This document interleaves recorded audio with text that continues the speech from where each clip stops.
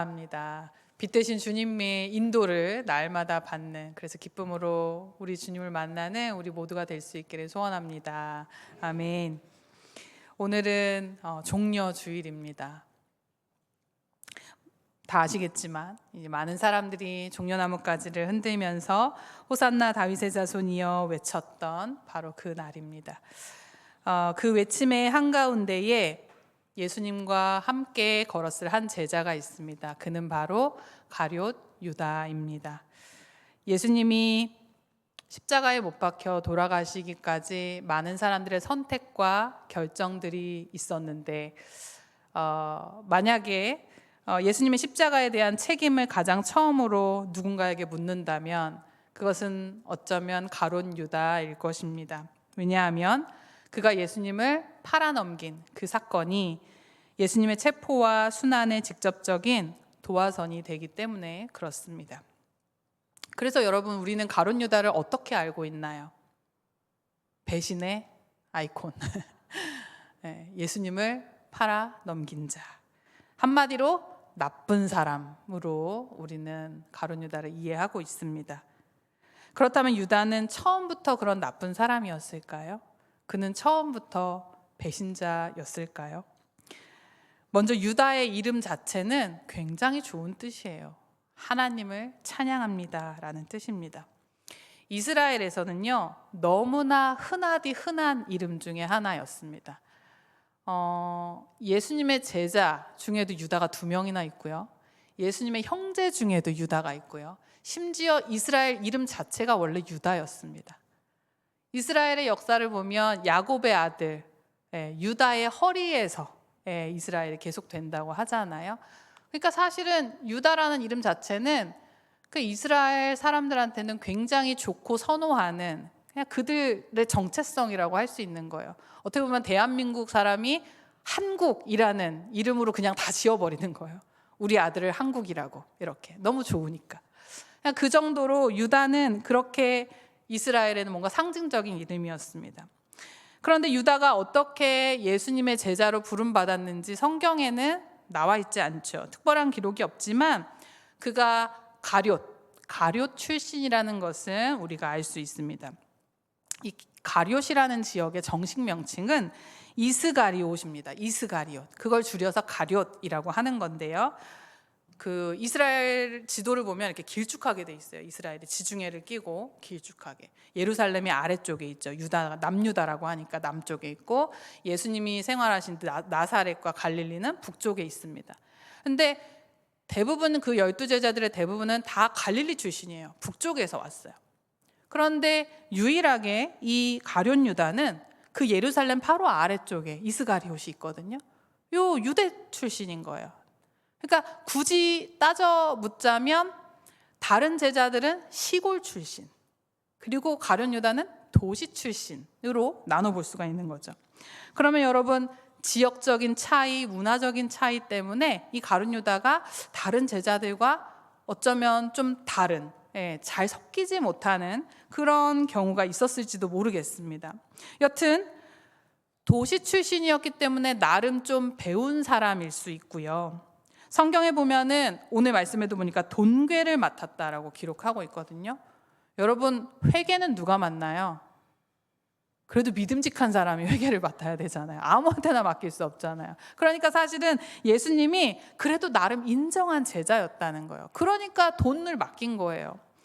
여러분, 그런데 그랬던 그가 어쩌다가 예수님의 배신자가 되었냐라는 거예요.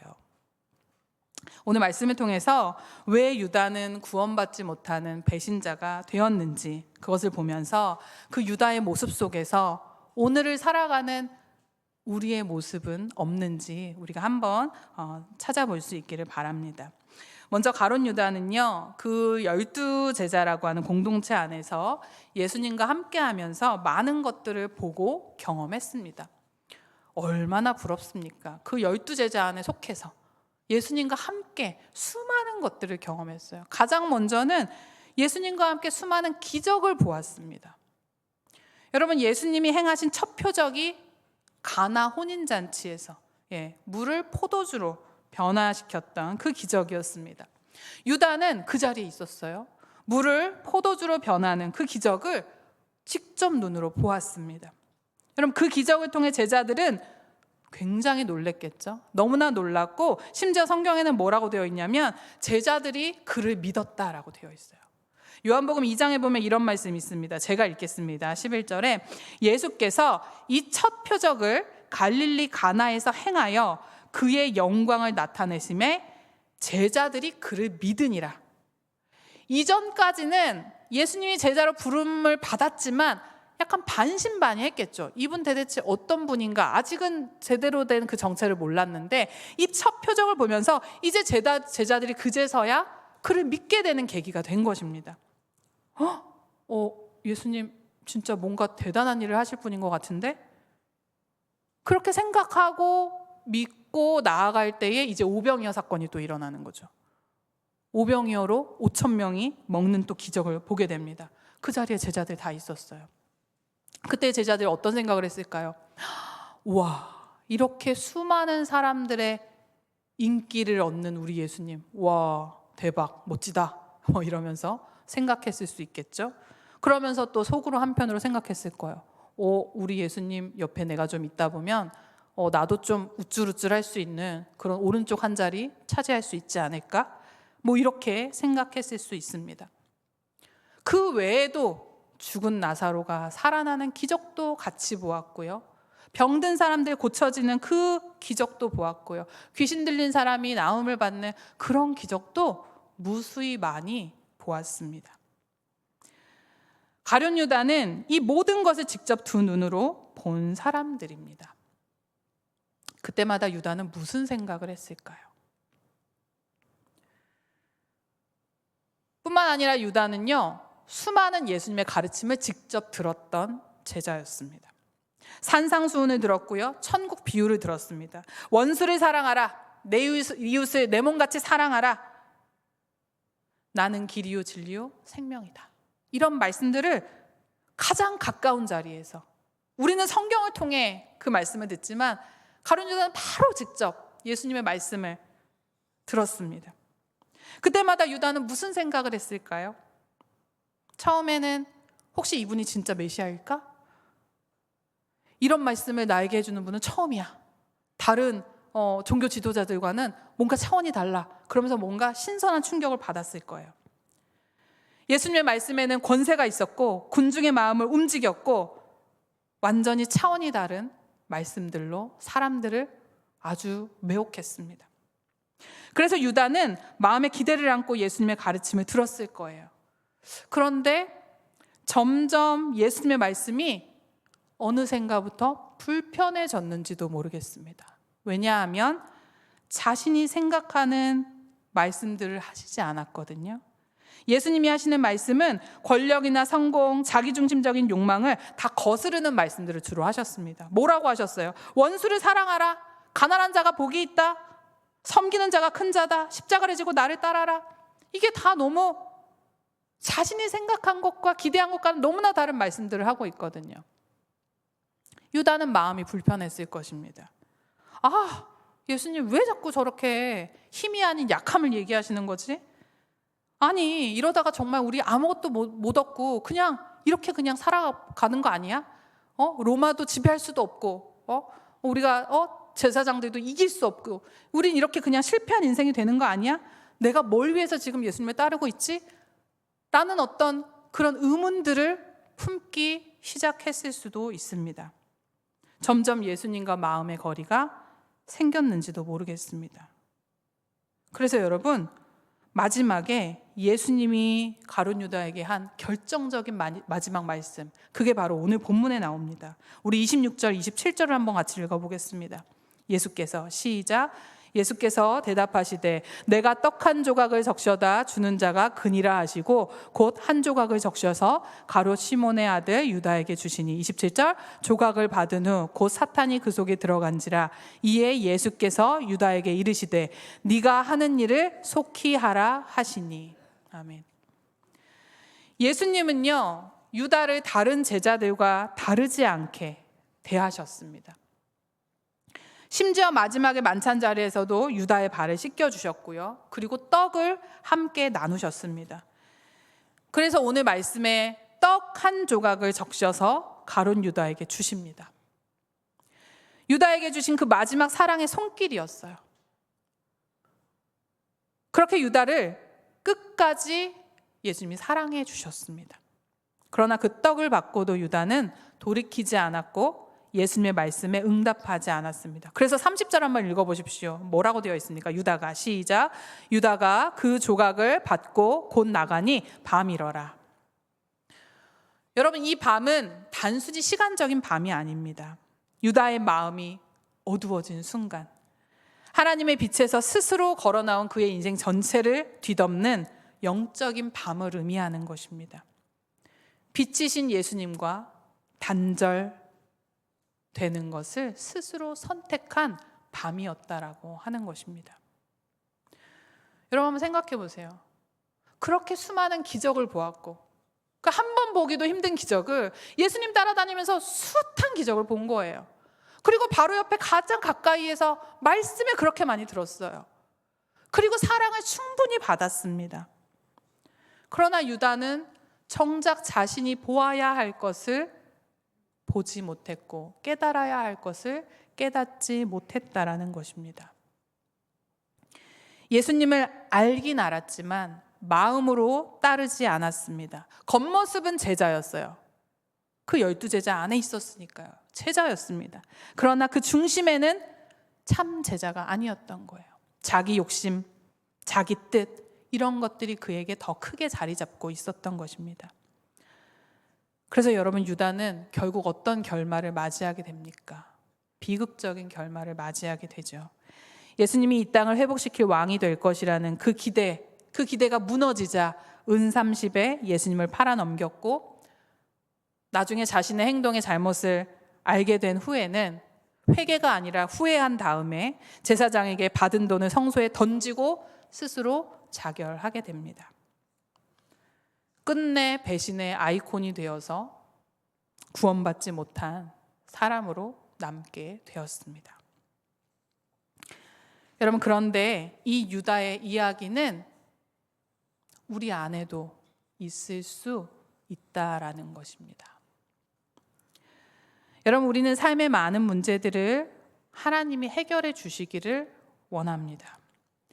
예수님이 능력으로 기적을 보여주시길 원하고 내 병이 고쳐지길 원하고 내 사업이 번창하길 원하고 내 삶이 지금보다 좀 더 나아지길 원합니다. 적어도 내가 예수님을 믿으면 그런 일들이 펼쳐질 것이라고 기대하며 기도합니다. 물론 우리는 연약하기 때문에 당연히 우리의 삶의 문제를 가지고 하나님 앞에 나와야 하고 엎드려야 하고 하나님을 의지해야 합니다. 그것이 문제가 아니라 우리가 하나님을 바라볼 때 우리에게 하나님은 어떤 분인가?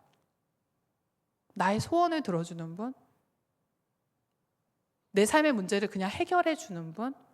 능력을 나타내 주는 분? 기적을 행해 주시는 분? 단지 그렇게 우리가 하나님을 봐서는 안 된다라는 것입니다. 예수님의 손에 있는 기적만을 보고 따르거나 예수님이 나에게 무언가를 해주시겠지라고만 생각하고 바라보고 있다면 오늘 유다의 이야기와 우리가 크게 다르지 않다라는 것입니다.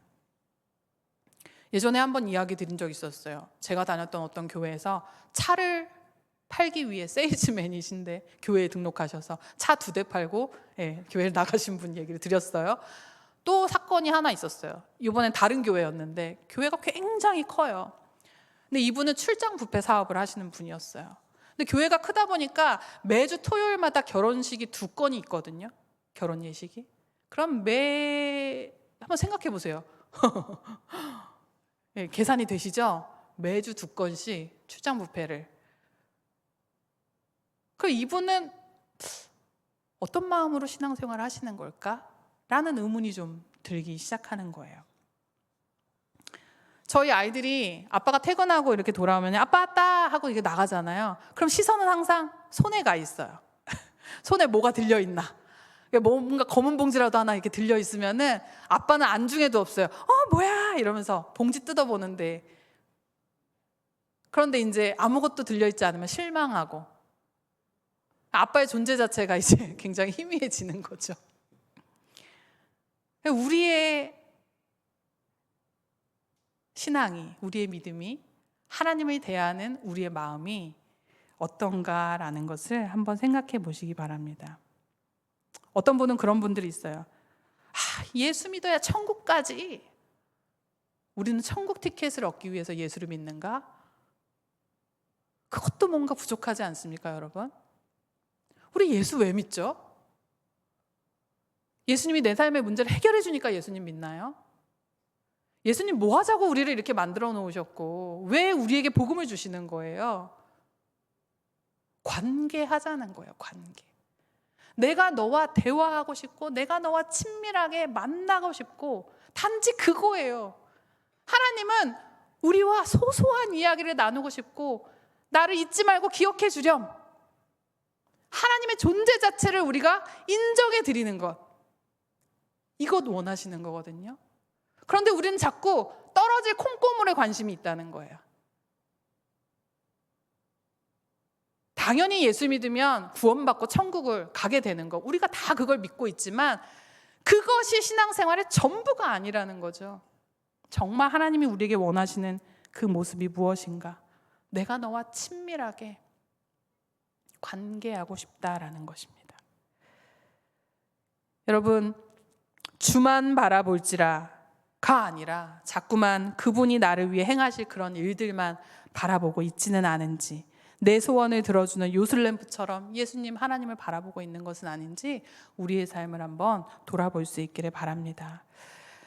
뿐만 아니라 우리는 매주 주일 예배를 드립니다. 새벽 예배를 잘 드리고 계시는 분들도 계시고, 수요 예배, 금요 기도회, 말씀 필사도 하고 읽기도 하고 큐티도 하고, 우리는 사실 펼치기만 하면 말씀을 볼 수 있습니다.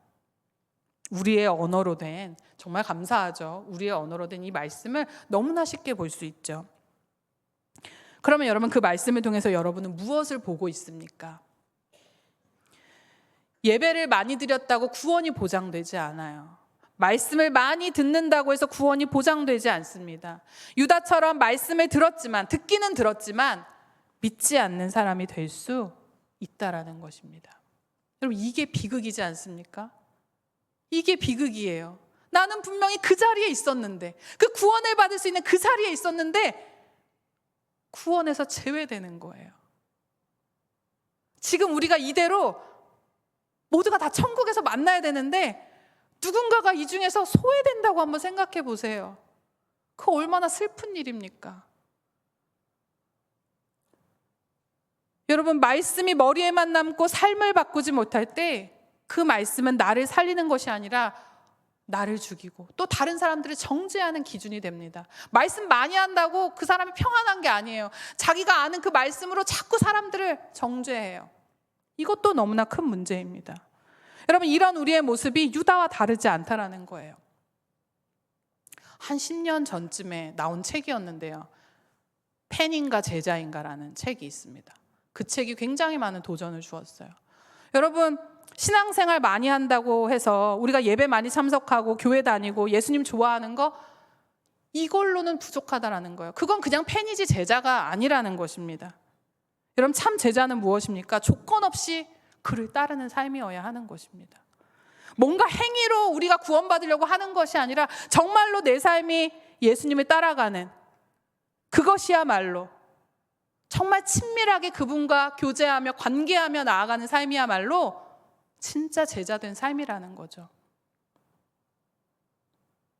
만약에 우리가 다른 것에 눈을 두고 있다면 오늘 유다와 크게 다르지 않다라는 것입니다. 뿐만 아니라 여러분, 충분히 하나님의 사랑을 받고 있음에도 불구하고 우리가 그 사랑에 감사하지 못하고 그 은혜를 저버리는 우리의 모습이 오늘 유다의 모습과 다르지 않다라는 것입니다. 오늘 예수님이 유다에게 건넨 떡을 받아 먹으면서도 그는 그 마지막 예수님의 그 마음과 뜻을 보지 못했습니다. 오늘 말씀의 제목이 무엇을 보고 있는가입니다. 여러분은 매일의 삶 속에서 무엇을 보고 계십니까? 그리스도인은 매일의 삶 속에서 무엇을 봐야 할까요? 유다는 수많은 예수님의 기적과 말씀과 사랑을 경험하면서도 정작 보아야 할 것을 보지 못했습니다. 혹시나 우리가 봐야 할 것을 보지 못하고 놓치고 있지는 않은지 오늘 말씀 통해 우리가 스스로를 돌아보았으면 좋겠습니다. 그리스도인이라면 매일의 삶 속에서 여러분 하나님의 은혜를 보아야 합니다. 매일 하나님의 은혜 안에서 기적을 경험하고 살고 있음을 우리가 깨달아야 합니다. 갑자기 달리는 도로에서 싱크홀이 웬 말이에요? 갑자기 공사하는 그 현장이 무너지는 게 웬 말이에요? 갑자기 거대한 산불이 온 동네를 다 태우는 게 정말 웬 말이에요? 우리가 정말 그 자리에 없었으니 망정이지. 여러분, 근데 그 일이 내일이 아니라고 할 수가 있나요, 우리가? 제가 그 싱크홀 사건이 있고 난 다음에 그 주에 2번인가를 그 도로를 지나가게 되는 경우가 있었어요. 가면서도 걱정이 되는 거예요. 이러다가 이러면서. 우린 날마다 기적 속에 살아갑니다. 날마다 하나님의 은혜 안에 살아가고 있습니다. 그것을 우리가 깨닫는 것이 중요합니다. 그리고 그리스도인은 매일의 삶 속에서 무엇을 보아야 하는가? 예수님의 십자가를 보아야 합니다. 여러분, 그런 찬양도 있잖아요. 보혈을 지나. 보혈을 지나 하나님 품으로. 보혈을 지나지 않고 다이렉트로 가는 방법은 없습니다, 여러분. 반드시 보혈을 지나야 돼요. 예수 그리스도의 보혈을 지나야지만 우리가 하나님 품으로 갈 수 있습니다. 여러분, 그래서 우리는 날마다 예수 그리스도의 십자가를 바라보아야 하는 것입니다. 또한 말씀을 통해서 내 모습을 비추는 거울을 보아야 합니다. 이 말씀은요, 나를 비추는 거울입니다. 오늘 거울 보셨나요, 여러분? 저도 오늘 설교니까 또 얼굴 한번 보고 왔는데, 네. 여러분, 옷매무새를 단정히 하고 뭐 묻었으면 닦아내고 하는 것처럼 말씀은 우리 삶을 다시금 점검하고 돌아보는 거울입니다. 그래서 우리는 거울을 봐야 돼요. 여러분, 가능한 한 여러분이 손이 닿는 곳에 성경을 두십시오. 언제든지 성경을 볼 수 있도록, 말씀을 통해 내가 거울을 볼 수 있도록 여러분, 말씀과 친밀하게 지낼 수 있기를 바랍니다. 아동부가 지난주부터 제자학교를 시작했습니다. 그런데 제자학교는 다른 게 아니에요. 말씀과 기도 훈련을 하는 것입니다. 그래서 제가 지난주에 숙제를 잔뜩 내줬지 않겠습니까? 매일 한 30분씩 말씀을 한 장 읽고 줄거리 쓰고 기도문 쓰고 뭐 이렇게 해야 돼요. 힘들죠. 아이들의 루틴 안에 말씀 읽는 시간이 없었거든요. 오늘 오니까 다들 힘들었어요. 그래도 뭐 할만했어요 하는 친구들도 있었고, 시간을 내야 돼요. 우리가 삼시세끼 밥은 먹어도 말씀은 안 읽거든요. 그 시간을 빼야 되는 거예요. 특별히 빼야 되는 거예요. 이제까지 그렇게 살아보지 않았기 때문에 너무나 힘든 한 주였을 거예요. 근데 우리가 8주를 진행하거든요. 오늘 또 숙제를 내주었습니다. 또 해야 돼 이러면서 불평을 하지만 그래도 아이들이 꾸준히 그걸 하면서 말씀을 읽었습니다 하고 단톡방에 올려줘요. 아이들이 어떻게든 해내더라고요. 이것이 당연하다라는 것을 우리가 알려주어야 하는 것이죠. 그런데 여러분, 중요한 건 뭐냐면 말씀을 왜 읽냐는 거예요. 왜 나를 괴롭히기 위해 말씀을 읽나요?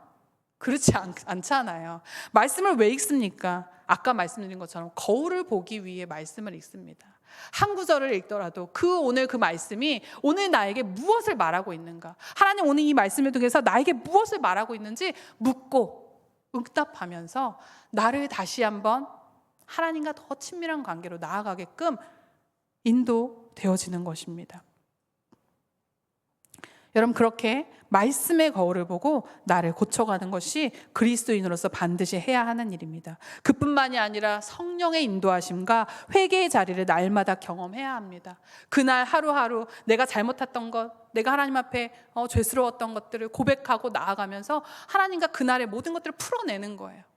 그리고 또 화해하고, 매일매일 이 작업이 필요한 것입니다. 하루를 마치면서 내가 오늘 하나님 앞에 이런 것들이 부족했고, 내가 이 사람에게 이렇게 더 대해주지 못했고, 이런 것들을 하나님 앞에 용서 구하면서 그날 하나님과 다시금 친밀해지는 것이죠.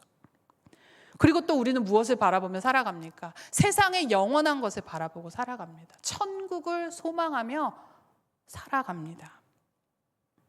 그래서 최대한 내 안에 헛된 기적과 헛된 자기 욕심과 뜻을 바라보는 것이 아니라 정말 중요한 하나님의 뜻, 그것을 놓치지 않도록 애쓰며 살아가야 하는 것입니다. 오늘 유다는 정말 중요한 그것을 놓치고 있었다라는 것입니다. 제가 지난주에 수업을 듣는데요, 그 교수님이 상담학 교수님이셨어요. 나이는 한 60대 정도 되셨고 종교는 없고 무교였습니다. 그분은 서울대를 나오셨고 뉴욕대를 또 나오셨고 거기서 아주 오랜 시간 유학생활 하시다가 한국에 오셔서 상담학 교수가 되셨어요. 이 얘기만 들으면 굉장히 사회적으로는 성공한 케이스 아닙니까? 그렇죠? 근데 그분이 수업 중에 이런 질문을 하시는 거예요. 여러분, 내가 갑자기 너무 혼란스럽습니다. 여러분은 삶의 의미를 깨달으셨나요? 이러면서 질문을 하세요. 그래서 질문을 뭐라고 하시냐면, 여러분 중에 혹시 삶의 의미를 깨달은 분이 있나요? 그 질문은 뭐냐면 아무도 없을 거라고 생각하고 질문한 질문이었어요. 근데 여러분 어떻게 됐을 것 같아요?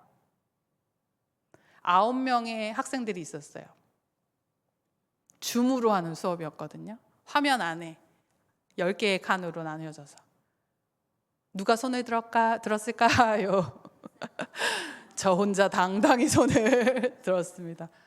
아니, 우리는 맨날 하는 이야기잖아요. 우리 교회는 우리 믿음 생활하면 당연히 얘기하는 거잖아요. 우리 믿고 살아가는 거잖아요. 안 들 이유가 없었어요. 저는 이거 너무 당연하고 너무 쉬운 질문인데 당당하게 손을 들었습니다. 그때 그분이 눈이 동그래지셨어요. 아니, 김진환 선생님은 삶의 의미를 깨달았습니까? 네. 그러면 한번 그걸 얘기해 주실 수 있나요? 그래서 갑자기 이제 제가 마이크를 켜고 얘기를 했습니다. 제가 우리 선생님과 교수님들 앞에서 이런 얘기를 할 거라고는 상상도 못했지만 제가 늘 생각하던 것들을 얘기하겠습니다 하고서는 얘기를 했어요. 저는 크리스찬이고요. 저는 하나님의 영광을 위해 살아갑니다. 그런데 그 영광을 위해 살아간다는 것이 뭐 어떤 엄청난 대단한 일을 하고 위대한 일을 해서 영광을 돌리는 게 아니고요.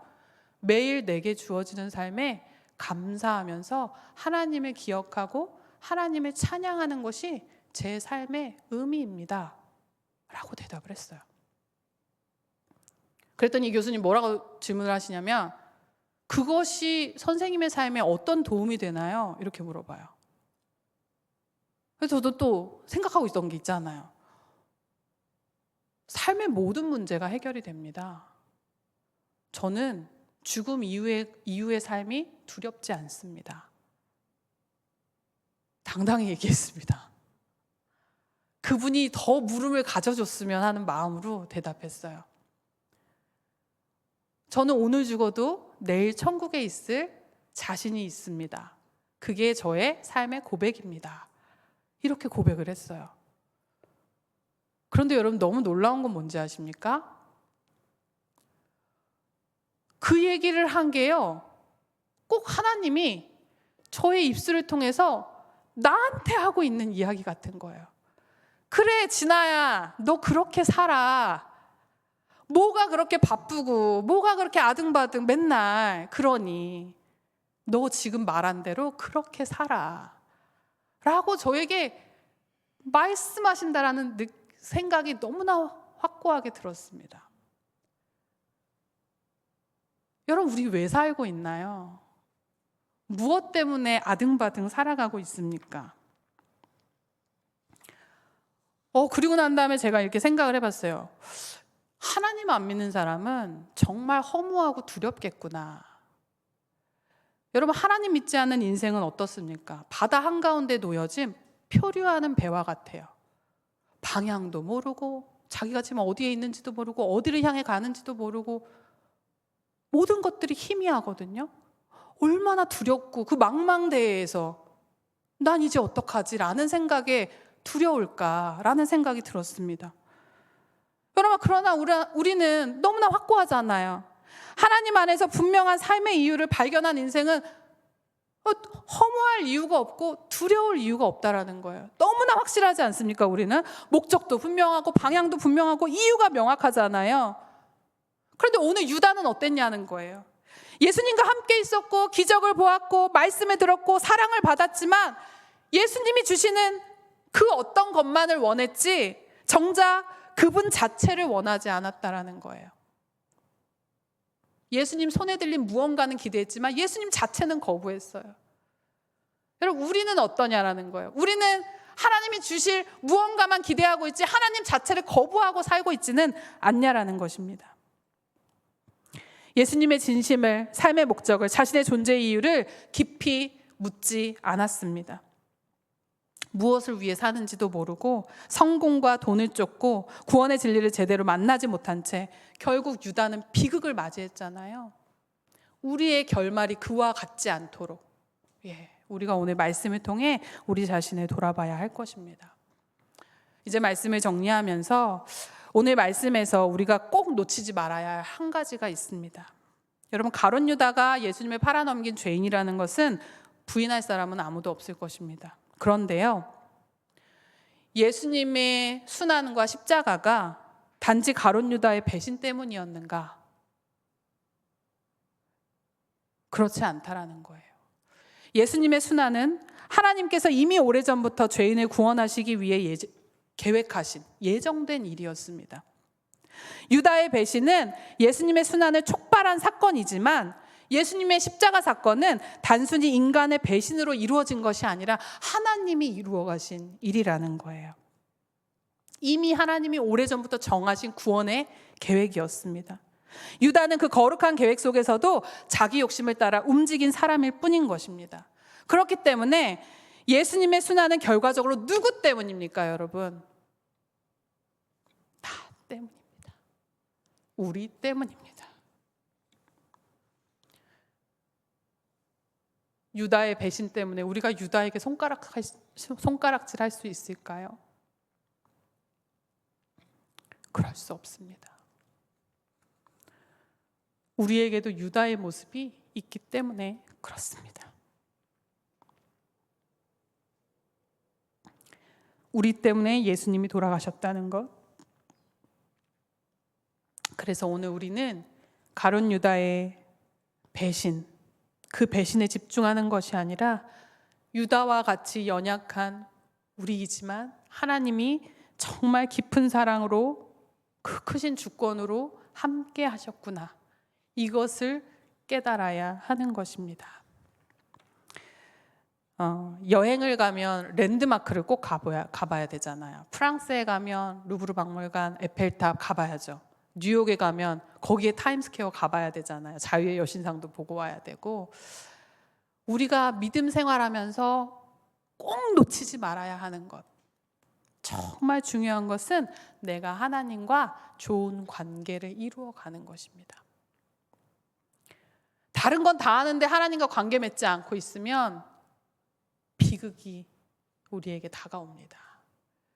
정말 하나님과 좋은 관계, 친밀한 관계를 누리며 살아가는 것이, 그게 신앙생활의 핵심입니다.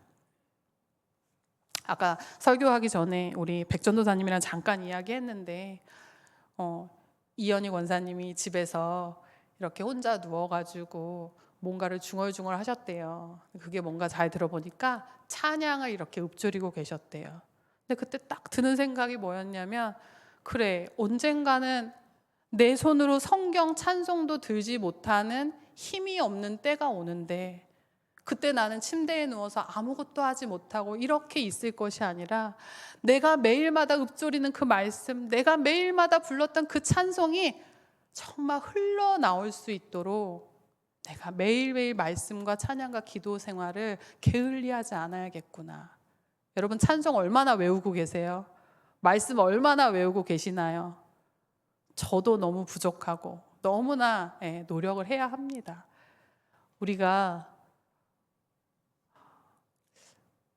정말 절기마다 이렇게 기억하고 함께 예배드리는 건 너무 중요하지만 정말 하나님은 우리와 깊은 관계를 하시기 원하십니다. 이번 한 주간 여러분 종려주일인데, 고난주간인데 예수님의 순환의 여정을 꼭 돌아보시면서 깊은 회개의 자리로 나아가시고 하나님과 더 친밀해지는 그런 한 주간이 될 수 있기를 주님의 이름으로 기도를 드립니다. 기도하겠습니다. 사랑의 하나님, 오늘도 우리를 말씀 앞으로 불러주시고 또 가룟 유다를 통해서 말씀의 거울을 보게 하시니 주님 감사를 드립니다. 예수님을 배신한 유다를 향해 우리가 손가락질을 하기 전에 우리 안에 있는 유다와 같은 모습을 돌아보게 하여 주시옵소서. 주님 곁에 있지만 주님의 마음과 뜻을 보지 못하고 말씀은 숱하게 들으면서도 정작 말씀대로 살지 못하고 수많은 기적을 경험하면서도 하나님의 은혜인 줄 몰랐던 저희들 주님 불쌍히 여겨 주시옵소서. 세상은 혼란스럽고 삶의 의미를 잃어가는 사람들이 가득하지만 오늘 예수님이 마지막으로 떡을 내미는 그 손을 붙잡고 다시 주님 앞에 진정한 제자로 설 수 있기를 주님 간절히 소원합니다. 우리에게 빛을 보는 눈을 열어주시고 밤으로 나아가는 자가 아니라 예수 그리스도의 십자가 앞으로 나아가는 저희들 모두가 될 수 있도록 주여 함께하여 주시옵소서. 주님 주신 말씀 감사드리며 귀하신 예수 그리스도의 이름으로 기도드립니다. 아멘.